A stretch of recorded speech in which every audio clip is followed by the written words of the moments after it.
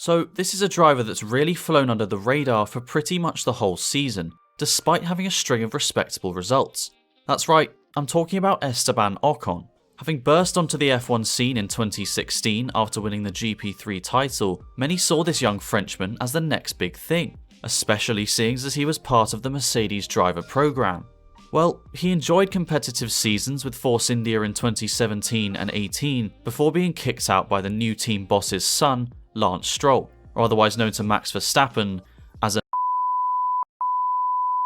So, after spending 2019 on the sidelines as Toto Wolff's errand boy, he found himself a seat with Renault for 2020, partnering Daniel Ricciardo. Well, at first glance, this seemed perfect. He was a Frenchman joining a French team with a talented teammate, who if beaten, would make Ocon look like serious stuff. But it really hasn't worked out that way. If anything, it's actually damaged his reputation as a driver quite badly. So what has caused Esteban Ocon's season to go into such disarray? In order to understand this further, we need to look at Ocon's junior career. Well, after reasonable success in karting, he made his single-seater debut in the Formula Renault 2.0 series, but his 2012 season wasn't too impressive, finishing just 14th. However, in 2012, driving for the more competitive ART team, he finished third in the championship, losing out to his arch-nemesis and current Formula 1 driver Pierre Gasly. Now, up to this point, Esteban showed that he was a talented driver, but certainly not anything more than that. But in 2014, his career took a turn for the better, when in his debut season of European Formula 3, he won the title by almost 60 points, beating none other than Max Verstappen. Now, this made the Formula 1 world take notice, and in particular, a certain Austrian called Toto Wolff, who then signed Esteban to the Mercedes Junior program in 2014.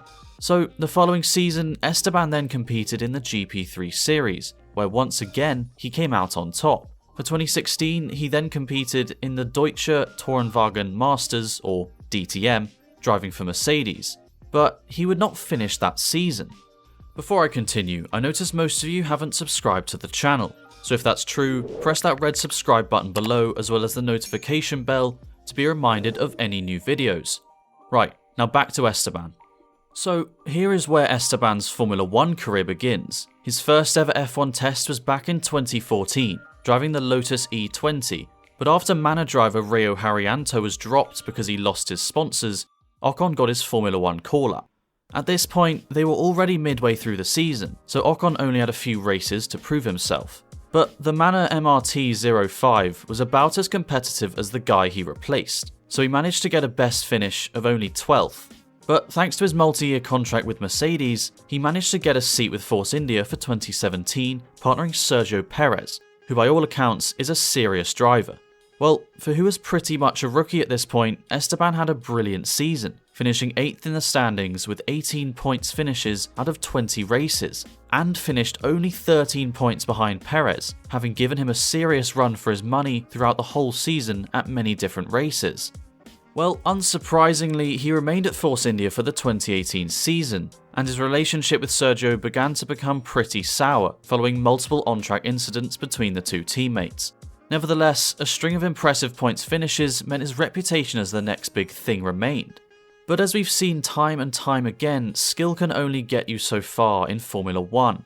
Eventually, you're gonna need to bring some money to the party. So when Force India went into administration in August 2018, the team was bought up by none other than Lawrence Stroll, the dad of Williams driver at the time, Lance Stroll. And because Checo was able to bring skill and a load of Mexican sponsors, Ocon was left without a drive for 2019 after Lance Stroll was promoted. So this was a bitter pill to swallow for Esteban. Having displayed his skill over and over again, he was now being kicked out for the new owner's son, who at the time was nothing special. So what next for Esteban Ocon? Well, he may have been hung out to dry by Force India, or known as Racing Point, but he was still under a Mercedes contract. So as I mentioned at the beginning, he pretty much acted as the errand boy for Toto Wolff, getting him coffees, printing off any paperwork, giving him massages. No, I'm joking. For 2019, he mainly acted as a reserve driver for Mercedes, doing the sim work and going to races to learn from the best in the business, so that when he returned as a driver, he was fully prepared, much like Fernando Alonso with Renault back in 2002. So thanks to having arguably the most influential guy in F1 looking after you, it was only a matter of time until Esteban would find himself back in Formula 1. So for 2020, Toto pulled some strings and managed to land Esteban a seat at Renault, but he had big shoes to fill, having forced Nico Hülkenberg out of the team. And this brings us to the current season, and the main topic of this video. What has happened to Esteban Ocon in 2020? Well, one of the main reasons for Ocon's lack of performance is because of this guy, Daniel Ricciardo. To be honest, the way I see things is having a teammate like Daniel Ricciardo in 2020 isn't far from having either Verstappen or Hamilton as a teammate, based on the form he is in at the moment. As I explained in my Daniel Ricciardo video, he's always seemed to outperform the majority of his teammates, beating the likes of Vettel in 2014, Verstappen in 2017, and Hülkenberg in 2019. So let's look in depth and compare both the Renault drivers' 2020 seasons. As of the Bahrain Grand Prix, Esteban Ocon has managed to score 42 points, compared to Ricciardo's 102, and it's a similar story in terms of qualifying and the race. Ricciardo remains on top with a 14-1 qualifying record, and a 12-3 record in the race, as well as the obvious fact that Ricciardo has managed to stack up 2 podiums to Ocon's 0. And I'm going to be honest here in saying I actually thought after the first race in Austria that Ocon and Ricciardo would push each other following their wheel-to-wheel fights. But since that first race, he's completely been on the back foot. But the question I keep asking myself is whether Ocon is performing particularly badly and not getting the most out of the car, or Ricciardo is massively outperforming what that car should do. Well, both Ocon and Ricciardo have pretty similar driving styles, but it's the low speed corners where Ricciardo has made the difference, being able to carry a much higher minimum speed into the corner. This is where Ocon has been trying to improve all season long. And to be fair to the guy, the gap in qualifying is starting to get smaller, ignoring Imola and Turkey. I mean, the two were only separated by 0.02 of a second in Bahrain, so it's pretty clear he's made steps forward regarding the setup of his car and the approach he has. Now, another reason that Ricciardo would be driving much better than Ocon in that Renault would be because he spent the whole of 2019 developing that car into what he is comfortable with. So there's no denying the car is slanted towards Ricciardo somewhat.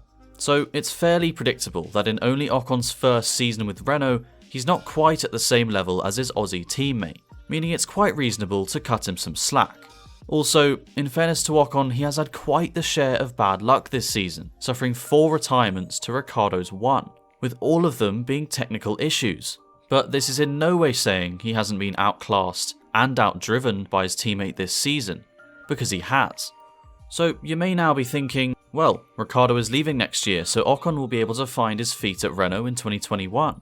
But it's really not that simple. For the 2021 season, the newest member of the Renault Junior Academy, Fernando Alonso, will be joining Renault, or Alpine, for what will be his 3rd time at the French team following stints in the 2000s.